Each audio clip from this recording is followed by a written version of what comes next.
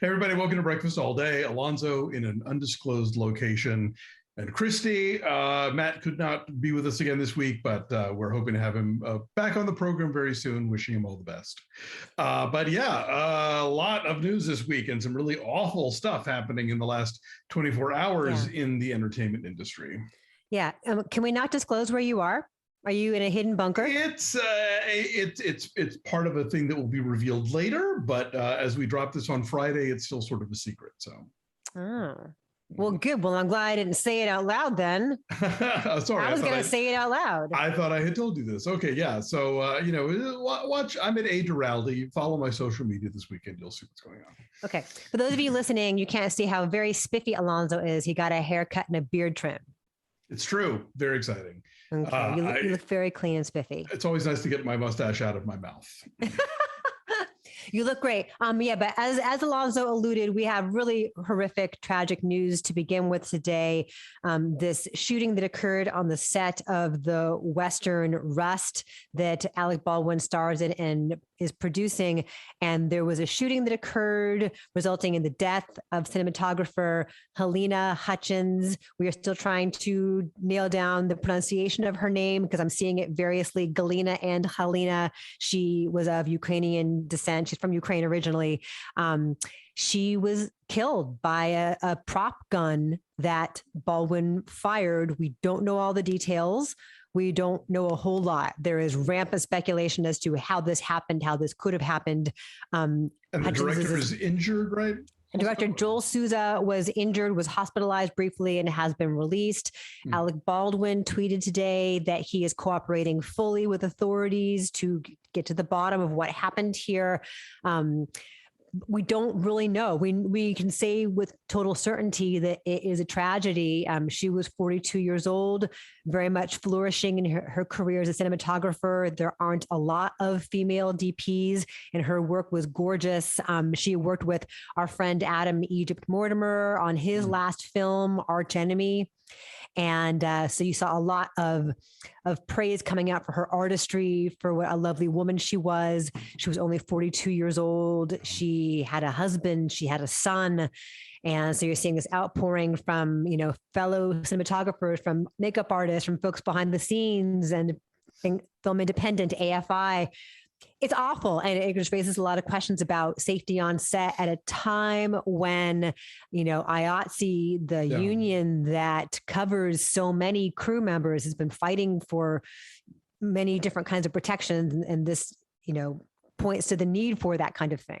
And, this issue with blanks has been, this is not unprecedented. You have the Brandon Lee tragedy, you have John Eric Hexum in the 80s, and it goes on and on backwards. And, as several people have pointed out today, like you don't have to have cartridges in a gun on sets anymore. Like it is not a giant thing to sort of digitally include that sort of thing later. And the reason they need to really be thinking about this stuff is because of horror stories like this one, where, a horrible accident happens and it's a preventable one. And we have been creating cinema for more than a century now. We should have this stuff down pat at this point. And this is timed out to where, the treatment of crew members has been a topic of discussion. And, I hope that whatever IATSE decides to do, that incidents like this lead to real change and lead to more discussion about it. Yeah, Craig Zobel, who directed Mayor of Easttown, who directed Compliance and The Western, Zephyr Zachariah, and The Hunt, tweeted that there's absolutely no reason for a real gunfire, a real gunshot to ever occur on set. He said that on Mayor of Easttown, that they never had an actual gunshot. And could people tell? Maybe, but he didn't care because it really doesn't matter. Right. And I can't recall who it was. Another woman DP said that, it didn't matter to have the flash of the gunshot for this scene because it was in daytime. It wasn't it was nighttime and you needed the artistic, that light from the gun going off. Like there are ways around it. Again, we don't know what was happening. Was it in the middle of production? Was it rehearsal? What, we don't know anything. Where there's an investigation going on. This occurred at a filming ranch in New Mexico outside of Santa Fe. And we're starting to hear other allegations about problems on that set already. So I suspect this is dropping on Friday. I imagine by the end of the weekend, more of that stuff is going to be getting out into the media and, social media. And so, yes, we'll see what happens. Is horrifying. If you go to her Instagram, and her name is spelled Halyna. I've seen the Russian pronunciation of that name is Galina. The Ukrainian pronunciation is Halyna with a soft H. But Halyna Hutchins, you can see she posted a lot from this set and from her life, and she was loving making movies. And her last post was about how cool it is to make a Western, because on your days off you can go horseback riding.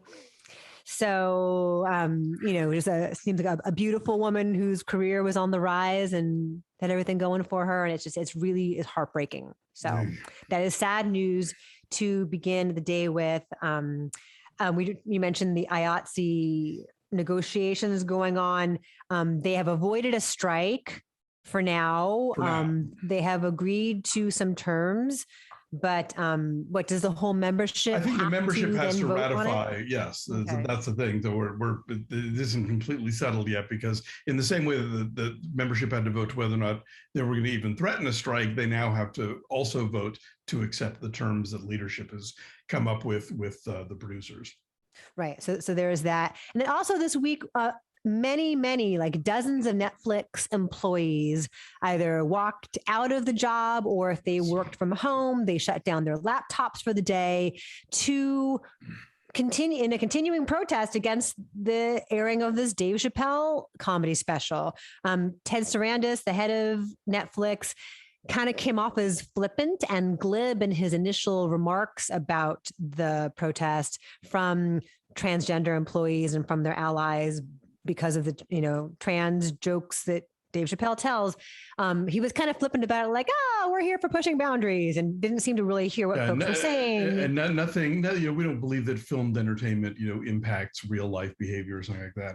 And the thing is, it's important to note that the people doing the walkouts, the protests that are going on, are about the Sarandos comments. Like, no one is asking, take this special down. If anything, they're saying, like, maybe put a disclaimer at the beginning of it. But like, this is about, they're trying to cancel Dave Chappelle. No, this is like Netflix as a workplace making their trans employees feel less than and not safe if their concerns aren't going to be taken seriously.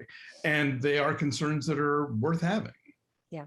So he then softened his comments afterward, and he said, I screwed up. Like, he acknowledged that what he said was tone deaf. Yes. And is trying to amend that. So there you go. Progress. Hopefully he is like seeing and hearing what folks are calling for. The Gotham Award nominations came out this past week. They are alongside the Spirit Awards. They both kind of function as, Oscar versions of, the independent film world. Yeah. Yes. And it's always cool to see what they come up with. I feel so behind, Alonso, because there's so many movies that they nominated that I haven't seen. I feel like, a lot of them, like, so their best feature nominees are The Green Knight, The Lost Daughter, which is Maggie Gyllenhaal's directorial debut. Yeah. Have you seen that yet? I have not. It premiered at Venice, and it's going to be premiering on Netflix at the end of December, like right before the end of the year. Oh, we should definitely get to that when that is available, because that is out there. Olivia Colman's supposed to be great in that. So we have that coming out, and that's up for best feature. Passing, which I'm hoping we can talk about in a couple of weeks when it comes out on Netflix. Yes, for sure. Pig, which we love. Pig is up there. Test Pattern. I have not even heard of Test Pattern, Alonso. Usually we're on top of these things. I have heard of Test Pattern, but I haven't seen it. I didn't know that was one of their nominees. Cool. Okay, we got to go back and dig that one up. Yeah. And then one of the interesting things here is that they have placed men and women together in the acting categories. And this is something that I think various award shows have been tinkering with the possibility of, and the Gothams did it this time. Yeah. So they, rather than have like 5 best actors or 5 best actresses, they have 10 lead performances. Right. They have outstanding lead, and they have outstanding supporting performance. So what was the breakdown as far as gender on their choices? Okay, well, let's read them. Okay, so outstanding lead, you have Olivia Colman in The Lost Daughter, Frankie Faison in The Killing of Kenneth Chamberlain, which I've wanted to review for like a year now. Alonso and Matt are so annoyed. They're like, enough already. It's coming. No, it's just it's time. It's time. It's not that lack of desire. It's coming on HBO Max, so that will be, I think, hopefully our impetus to do it. Good. Okay, so Olivia Colman, Frankie Faison, Michael Grey Eyes in Wild Indian, Brittany S. Hall in Test Pattern. Okay. Oscar Isaac in The Card Counter.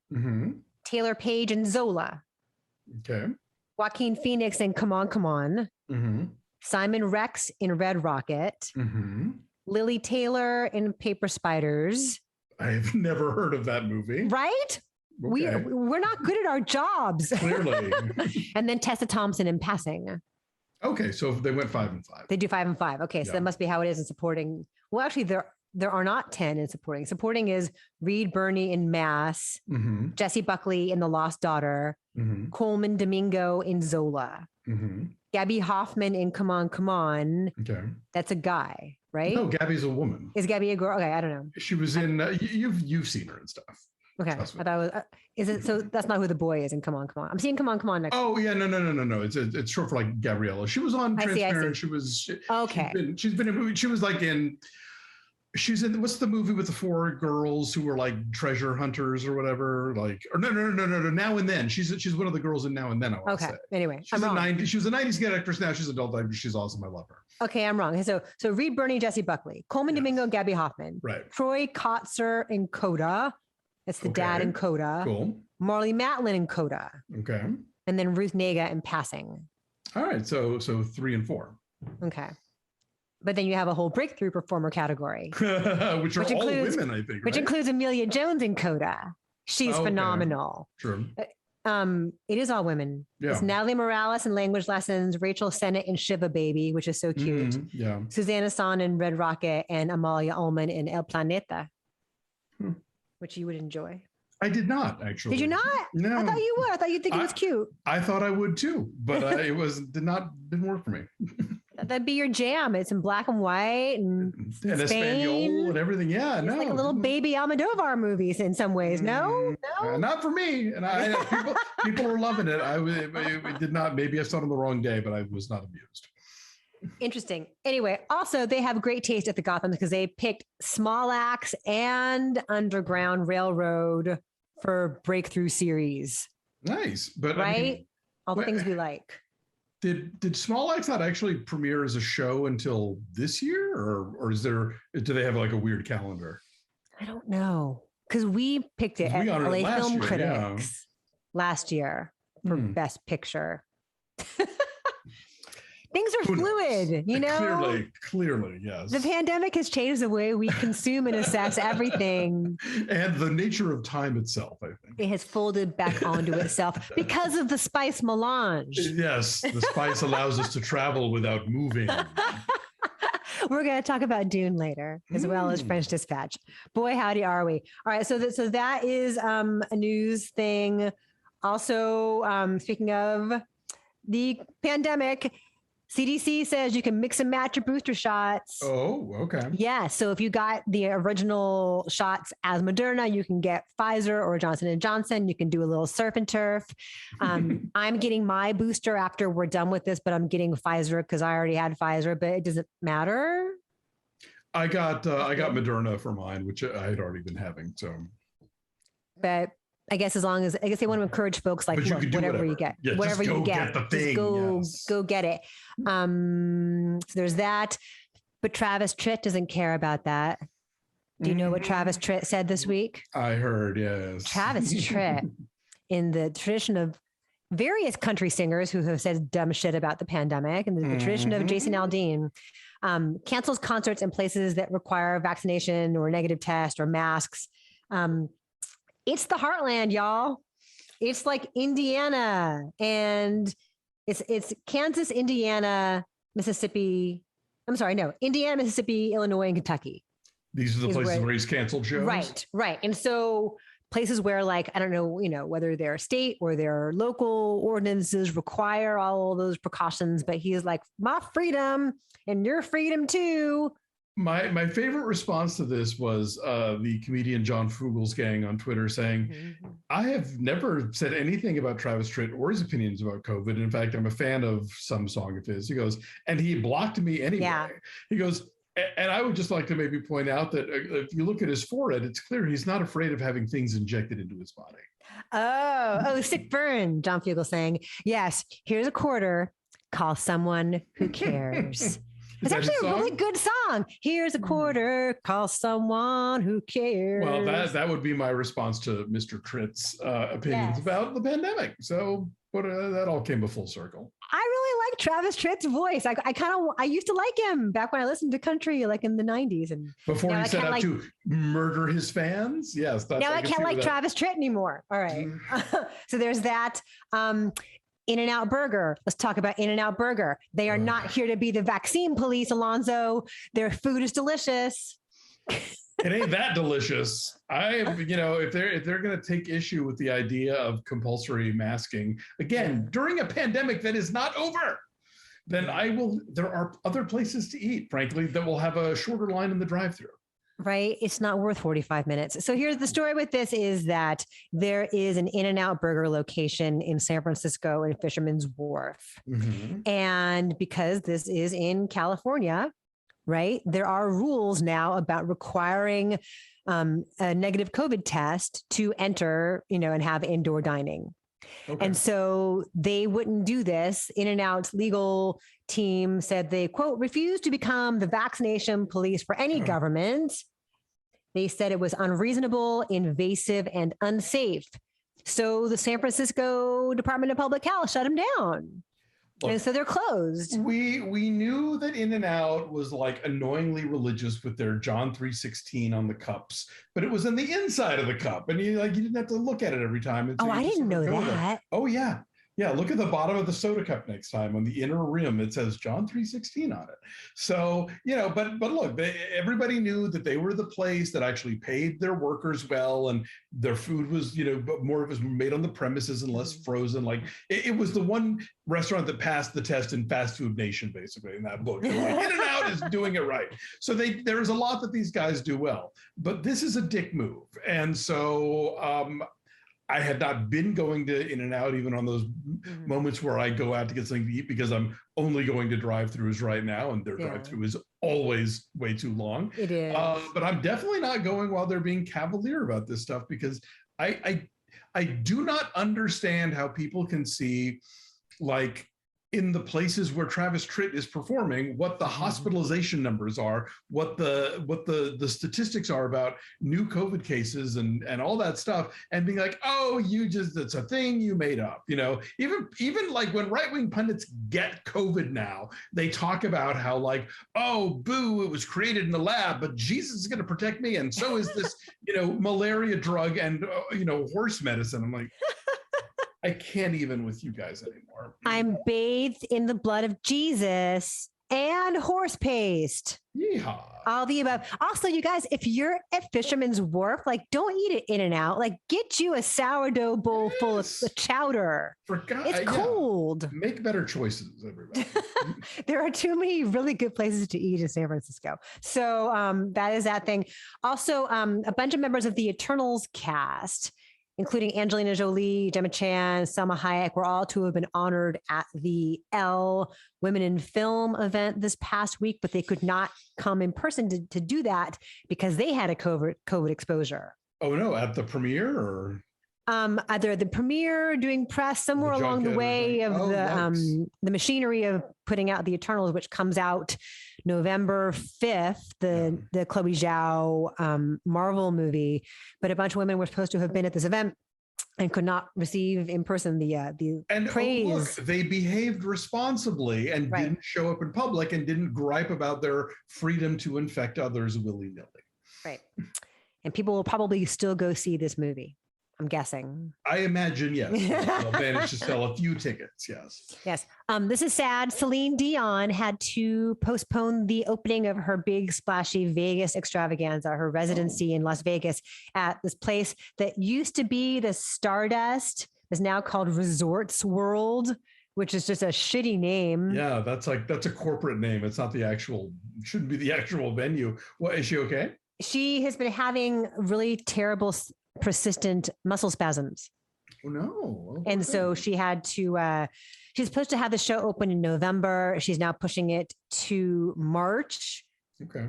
But she still hopes to do her world tour next spring. Facebook is going to rebrand and totally be less evil this time, I promise.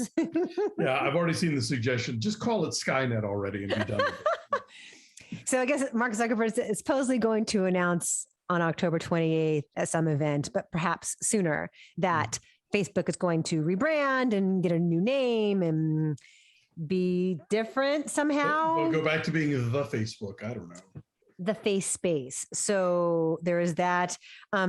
Jennifer Lopez's former publicist says that he thinks that she and Ben Affleck are going to get married. Okay. I don't know what to make of those two.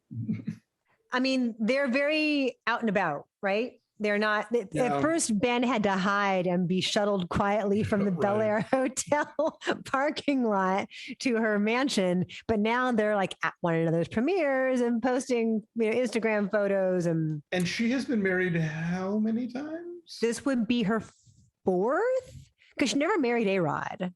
Oh, right. Okay. They were engaged. Like after 3 spouses, when you're and this goes for men and women, if you're the person marrying somebody who has already been down the aisle 3+ times, do you really think you're going to be the one that sticks? Like you've got it down that you're going to do this better than all the other ones? Like, I don't know. You just think maybe marriage isn't for you. Maybe you should explore other forms of adult consensual relationships that don't involve, the legal contract. She's a romantic, I guess. Look, it's follow your bliss, J-Lo. I'm not trying to get in the way of that, but you could also just live with someone. So she was married to Ohani Noah for like a year. She was married to backup dancer Chris Judd for like 2 years. She was married to Mark Anthony for 10 years. Yeah, that was and then was with A-Rod for like 4 years. A-Rod's been getting like trolled, like the Red Sox fans. You don't watch baseball because it's baseball, but my Red Sox fans are trolling Alex Rodriguez because he's like an announcer. He used to play for the Yankees. He's still like deeply hated by Red Sox fans. So they were chanting Jennifer Lopez's name at him at Fenway during the ALCS. He is nursing a broken heart, people. I know. I want to feel bad for everyone involved here. Anyway, so J-Lo's ex-publicist, Rob Shooter, says that she and Ben Affleck always had the right kind of love and just the timing was wrong, but now they're ready for each other and now it's forever. Okay. Yes. A thing that broke after we finished talking last week, my friend, is that Michael Caine announced that he is retiring from acting. But didn't he then announce that he wasn't? Oh, I didn't see that. I thought I saw a follow-up where he was like, no. Like, yeah, I think one source said that he was retiring, and then he came out and said, no, I'm not. But maybe I have that wrong. I don't know. Anyway. He's earned it. Sure, by all means. But, when Gene Hackman retired, I couldn't believe that one. But, he's happy writing books somewhere. So, we'll see what happens. And then Peter Scolari died. That's so sad. Yes, absolutely the equal of Tom Hanks on Bosom Buddies. Great on Newhart. Just on Girls and really terrific in that. He and Hanks reteamed for... Oh, A League of Their Own? The Polar Express. Oh, there's always a Christmas movie angle. It's always in there, just lying beneath the surface. Speaking of which, people who died this week, one that really kind of hit me hard, Leslie Bricusse died. I don't know who that is. Leslie Bricusse he and Anthony Newley were a songwriting team for a long time. They did two very popular shows that spawned a lot of songs that like Sammy Davis Jr. sang. The Roar of the Grease Paint, The Smell of the Crowd, and Stop the World, I Want to Get Off. They also famously wrote the music for Willy Wonka and the Chocolate Factory. Also the Dr. Dolittle movie. But Bricusse did a lot of other stuff as well. He did the Goodbye Mr. Chips movie, which I'm one of the few fans of. And he also wrote the screenplay and the songs for, can bring you back to Christmas movies, 1970s Scrooge, starring Albert Finney. But he and Anthony Newley wrote Feelin' Good, the Nina Simone song, which I learned from the closing credits of Cruella. Oh, right. One of the many, many needle drops in Cruella.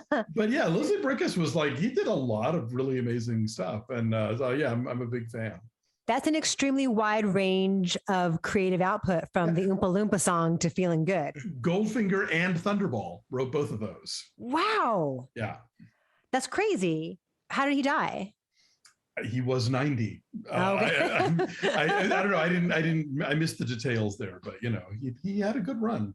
Yeah. Peter Scolari was 66 and he had been fighting cancer for a couple of years. But I saw that Bob Newhart reacted that they had been friends for like 40 years and he was just heartbroken. So I think very talented comic actor. And it was that thing of like, when you're on a sitcom with somebody and the other guy goes stratospheric, you know, I think there's this temptation like, oh, what about your career? But like, he's a very solid comic character actor and like worked consistently all that time and is really talented.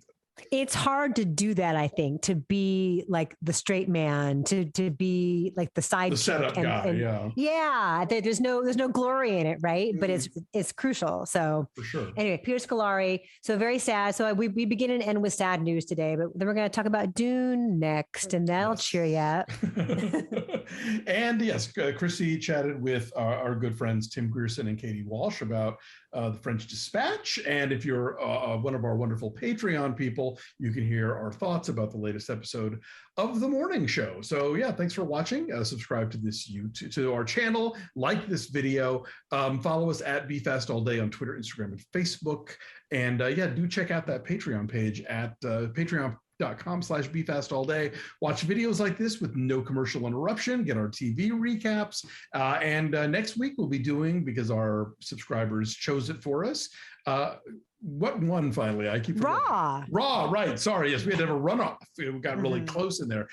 Julia Ducournau's debut film before Titan. She made a film called Raw. It's on Netflix right now, and we'll be talking about it exclusively for our subscribers. So, hey, become one.